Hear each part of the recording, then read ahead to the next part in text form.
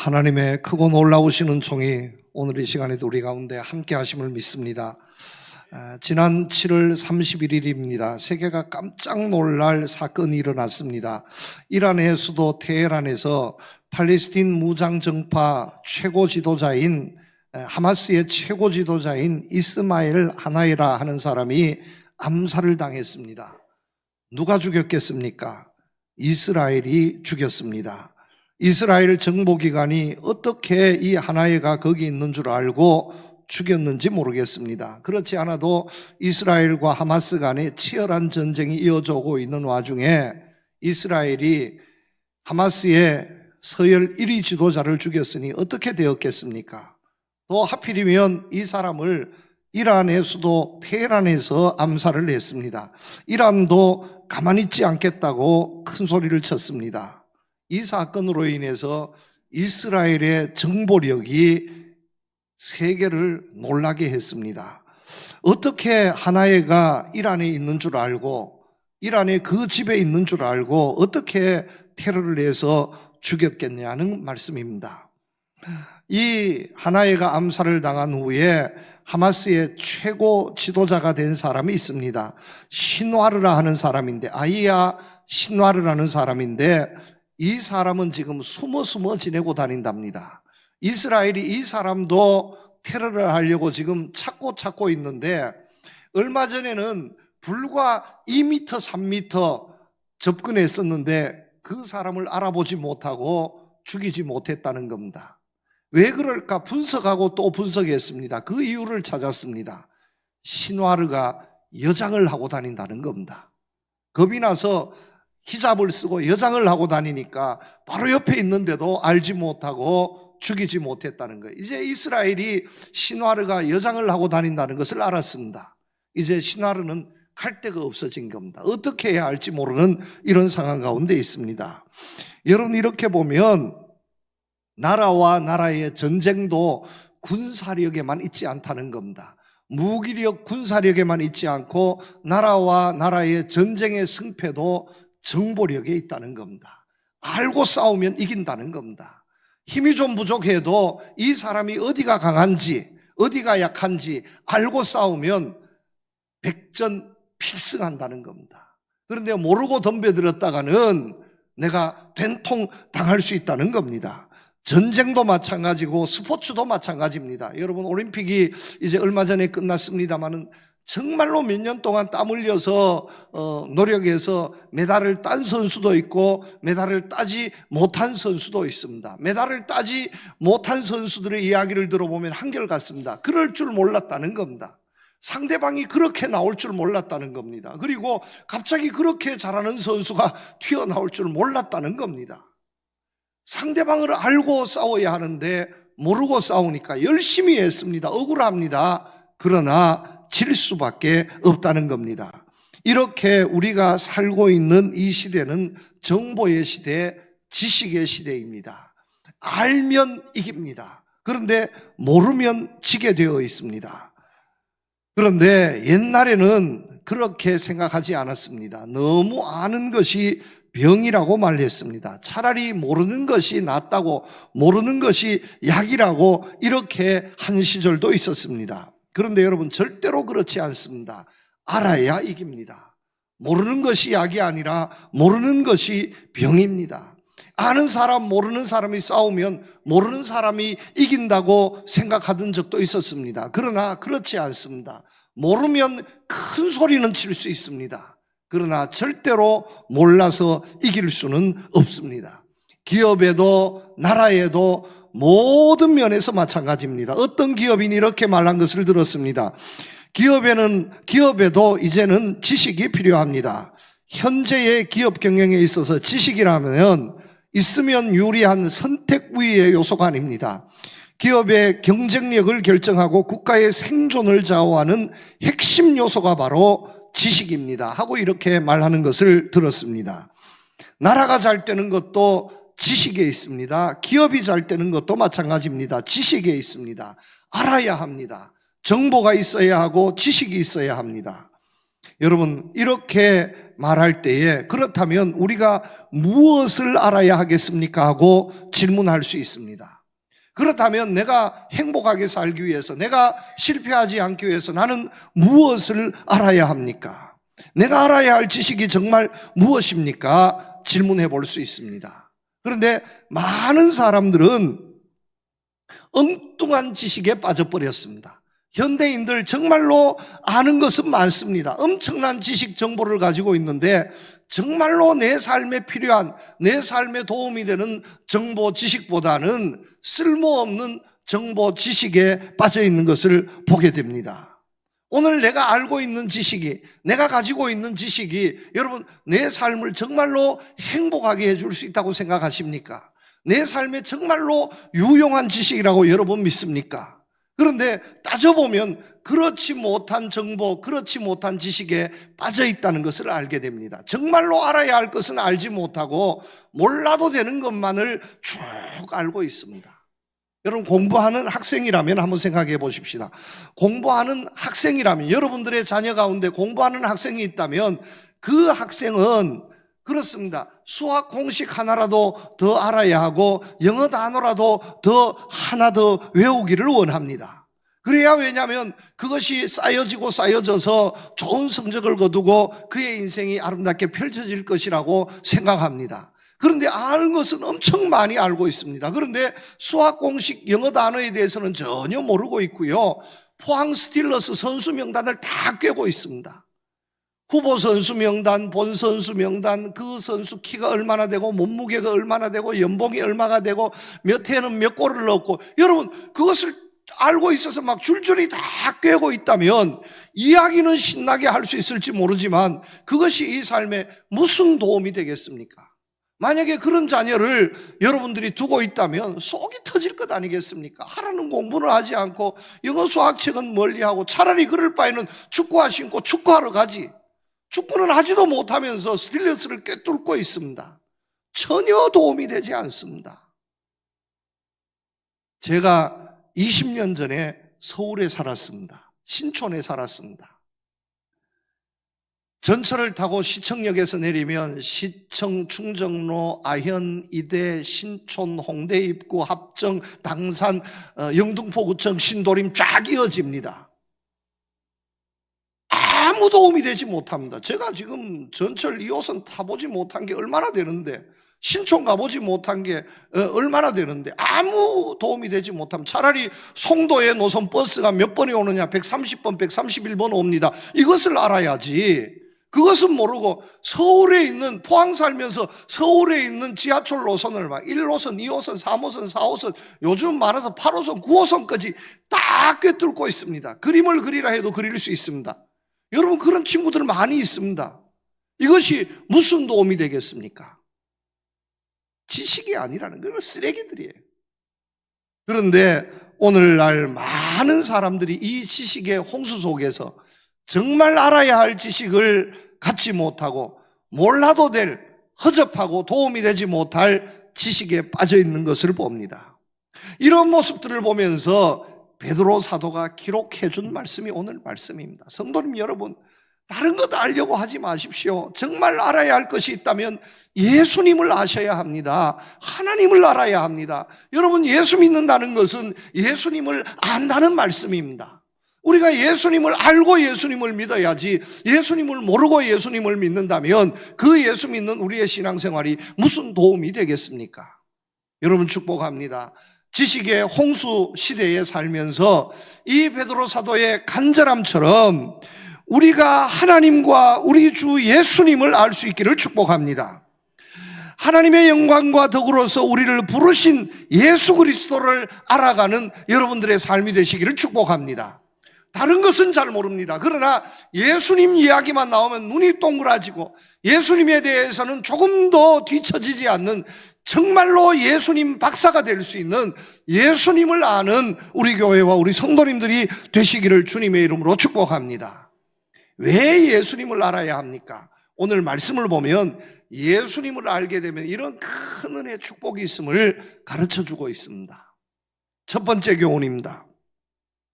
예수님을 알면 믿음이 보배라는 것을 알게 됩니다.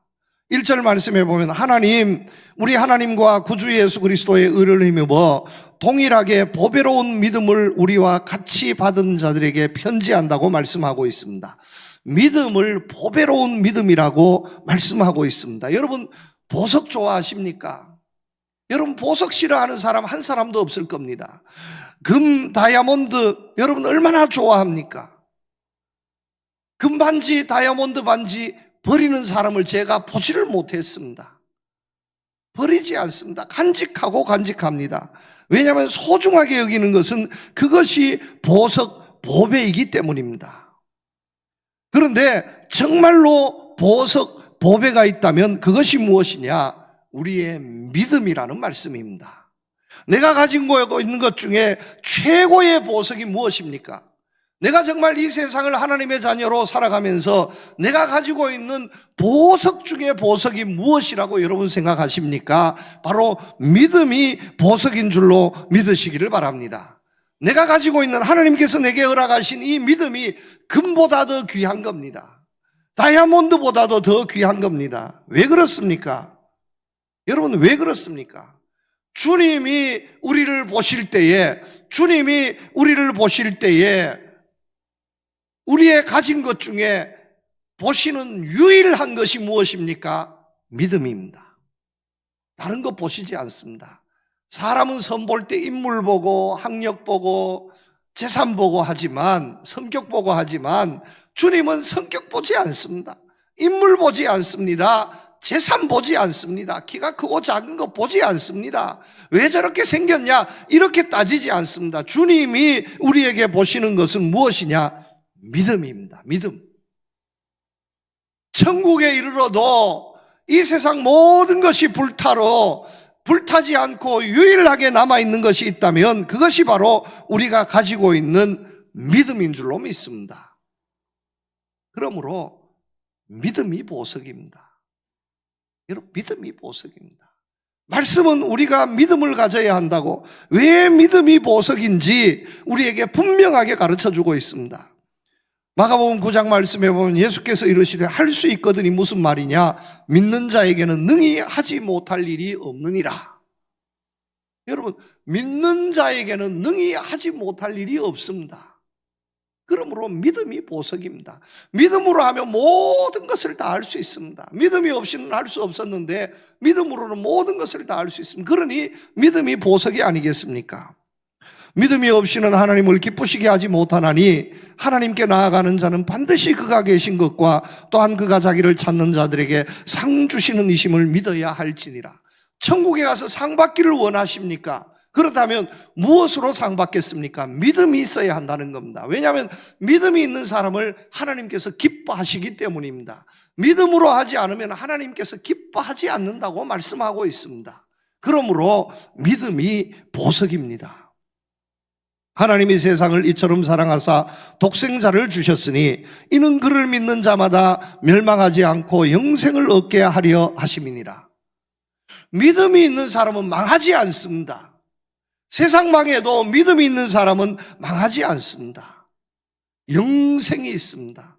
믿음이 있는 사람은 죽지 않습니다. 그러므로 믿음이 보배, 믿음이 보석인 줄로 믿습니다. 여러분, 이렇게 주님을 알면, 예수님을 몰랐을 때는 믿음이 보석인 줄 몰랐습니다. 예수님을 몰랐을 때는 믿음이 창피했습니다. 교회 다니는 것이 부끄러웠습니다. 그런데 감추고 싶었지만 예수님을 알고 나니까 내가 예수님을 믿는 것이 얼마나 큰 은혜요 축복인가 하는 것을 알게 되니 믿음이 보석인 줄로 알았습니다. 다른 것은 잃어도 믿음은 빼앗길 수 없습니다. 물질 잃어도, 건강 잃어도, 다른 것은 다 포기해도 믿음은 포기할 수 없습니다. 이렇게 되어지는 겁니다. 여러분, 축복합니다. 우리 예수님을 알므로, 우리 주님을 알므로 내가 지금 가지고 있는 믿음이 다른 그 어떤 것과도 바꿀 수 없는 보배 중에 보배임을 인정하시기를 주님의 이름으로 축복합니다. 자녀에게 물려주어야 할 최고의 유산도 믿음입니다. 왜냐하면 믿음은 멸망하지 않게 하는 거예요. 믿음은 능히 하지 못할 일이 없게 하는 것이 믿음입니다. 그러므로 믿음을 물려주는 부모님이 되는 겁니다. 주님을 알므로 믿음의 가치를 제대로 깨닫고 믿음을 잘 지키고 믿음을 잘 전수해 줄 수 있는 우리 교회와 우리 성도님들이 모두 되시기를 우리 주님의 이름으로 축복합니다. 두 번째 교훈입니다. 예수님을 알면 우리의 삶에 은혜와 평강이 넘치게 됩니다. 2절 말씀에 보면 하나님 우리 주 예수를 알므로 은혜와 평강이 너희에게 더욱 많을지어다 하고 말씀하고 있습니다. 여러분, 은혜와 평강이 많으면 얼마나 좋겠습니까? 그런데 이 은혜와 평강이 더 많아지는 비결이 무엇입니까? 예수님에게 있다는 겁니다. 예수님을 알면 알수록 내 삶에 은혜가 더해지고 내 삶에 평강이 더해질 줄로 믿습니다. 이 불안하고 답답한 세상에 여러분 참 평안을 얻으시기를 원하십니까? 그렇다면 예수님을 알아야 합니다. 예수님에게 은혜와 평강이 있습니다. 그리고 이 예수님께서 오늘도 우리의 삶에 은혜 더하여 주시기를 원하시고 평강 더하여 주시기를 원하시면서 우리와 함께 하신다는 사실을 여러분 믿으시기를 바랍니다.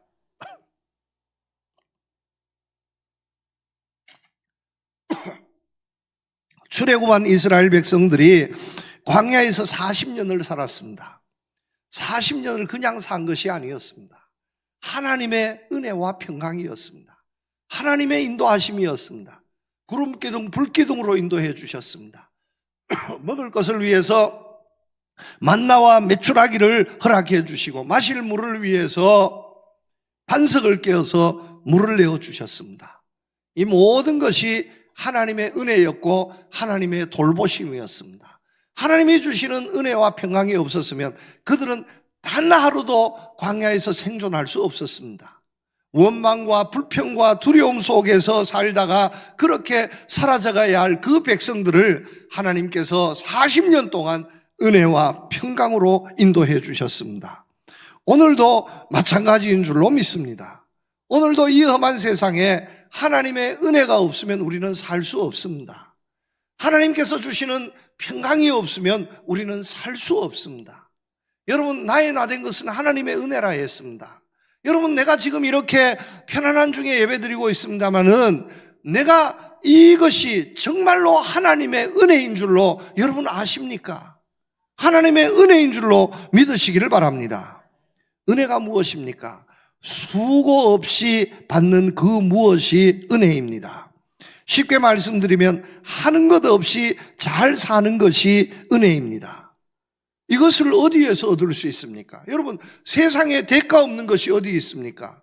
세상에 하는 일 없으면 굶어야 합니다. 세상에 하는 일 없으면 누구도 인정해 주지 않습니다. 그런데 조금의 대가도 없이 하는 일 없이 우리가 누리고 있는 것, 이 모든 것은 사실은 하나님의 은혜입니다. 하나님께서 우리에게 대가 없이 햇빛을 주십니다. 하나님께서 우리에게 한 푼의 비용 없이 이렇게 좋은 공기를 주셨습니다. 하나님이 주신 것은 대가가 없어요. 은혜입니다. 그런데 세상의 모든 것은 대가가 있습니다. 부모님의 은혜도 대단하지만 부모님의 주시는 것은 먹여주고 입혀주고 재워주는 것은 사실은 완벽한 은혜가 아닙니다. 대가가 있습니다. 나중에 갚아야 합니다. 혹독하게 갚아야 할 수도 있습니다. 세상에 공짜로, 여러분 공짜로 밥을 얻어 먹었습니다. 공짜로 뇌물을 받았습니다. 여러분 공짜가 없습니다. 공짜로 몇 푼 받았다가 감옥에 가서 인생 망친 사람들이 얼마나 많이 있는지 모릅니다.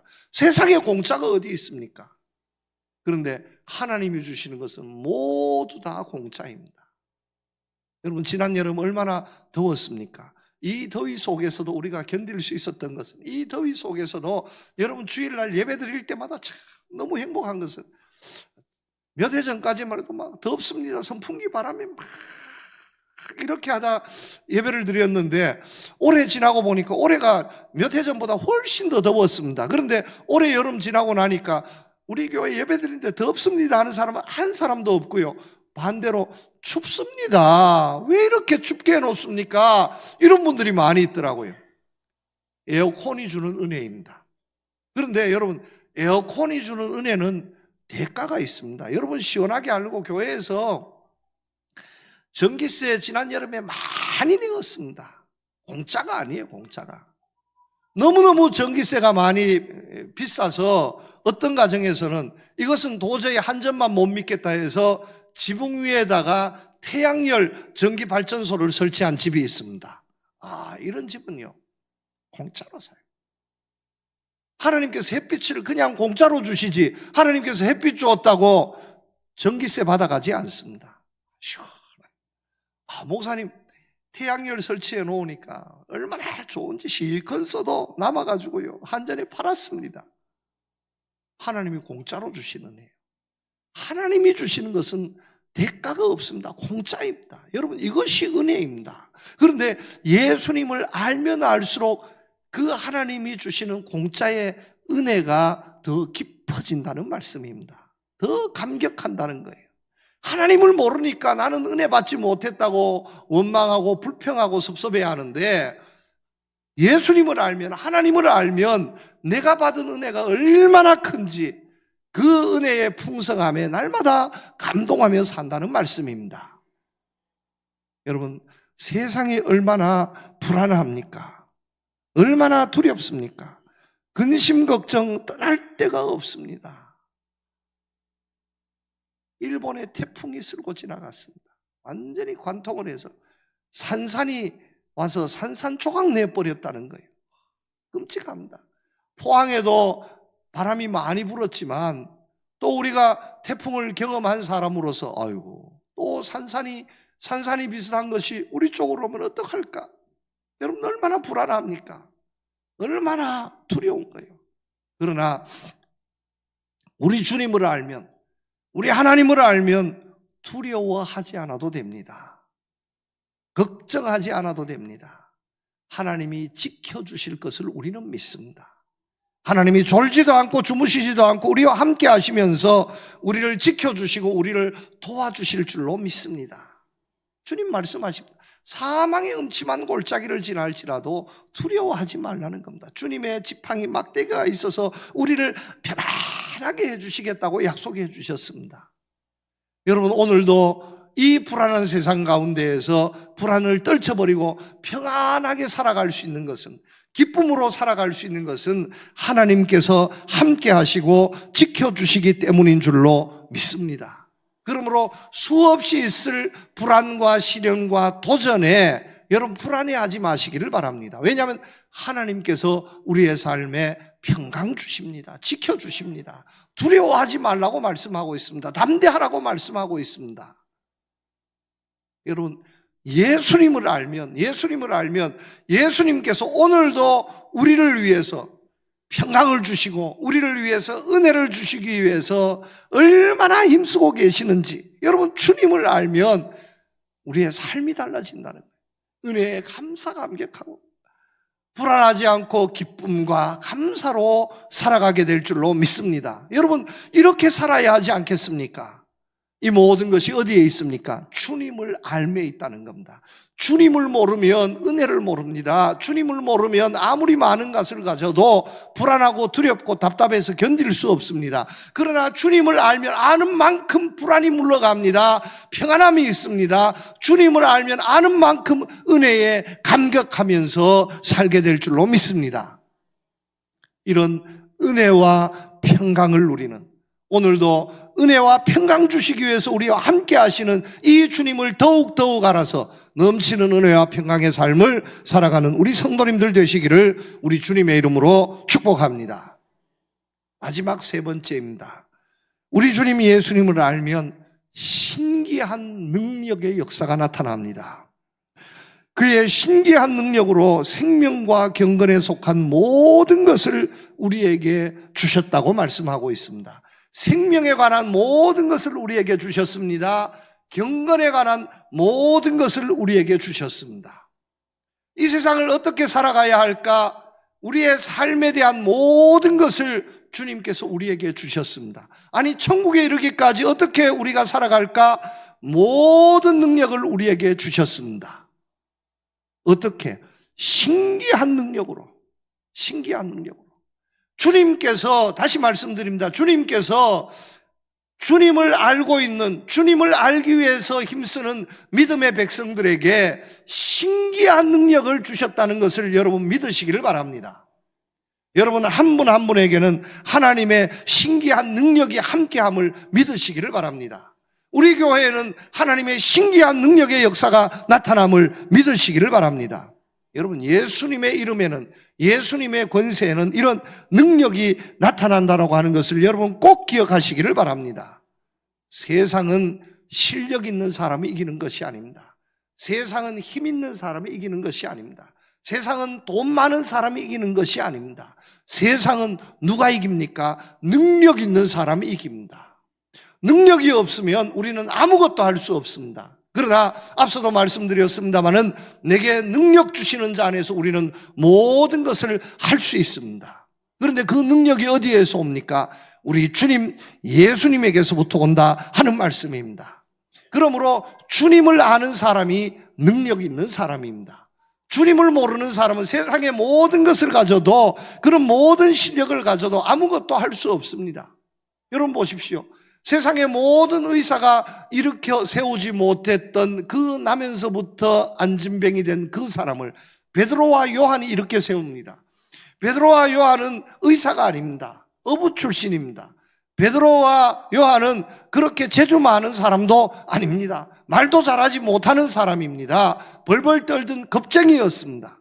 그런데 성령의 능력으로 능력 충만을 받았습니다. 예수님의 이름으로 일어나 걸으라 했을 때 그 나면서부터 안진병이 되었던 그 사람이 벌떡 일어나서 걷습니다. 걷기만 한 것이 아니라 뛰어다녔습니다. 자기가 앉아 있었던 그 방석을 들고 할렐루야 하면서 쫓아다닙니다. 누구도 막을 수 없었습니다. 어떻게 그런 역사를 일으킬 수 있었습니까? 능력이 있었기 때문입니다. 주님의 이름에는 이런 능력이 있음을 여러분 믿으시기를 바랍니다. 이 능력에 예수님을 의지하고 주님이 주시는 능력 가지고 살아야 하는데, 오늘날 많은 사람들은 이 주님의 능력 가지고 살 생각하지 않고 세상의 방법으로, 세상의 수단으로 살아가려고 힘씁니다. 그러니 될 것도 되지 않고 늘 하는 일마다 실패와 아픔을 경험할 수밖에 없다는 말씀입니다.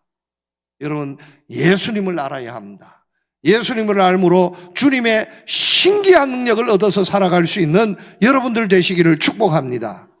주님의 이름에는, 주님을 알아가는 그의 삶에는 말로 설명할 수 없는, 이해할 수 없는, 그 누구도 경험할 수 없었던 신기한 능력의 역사가 반드시 나타난다는 것을 여러분 믿으시기를 바랍니다. 홍해가 갈라질 줄 누가 알았겠습니까? 신기하게 갈라진 거예요. 역사가 달라지는 겁니다. 아니 만나와 메추라기를 먹을 줄 어떻게 알았겠습니까? 그런데 하나님의 이름에는 신기한 역사가 나타나는 겁니다. 이런 겁니다.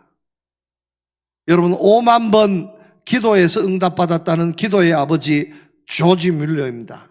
그가 일생을 마감하면서 이렇게 말했습니다. 우리들이 연약할 때가 바로 예수 그리스도의 능력이 나타날 기회가 됩니다.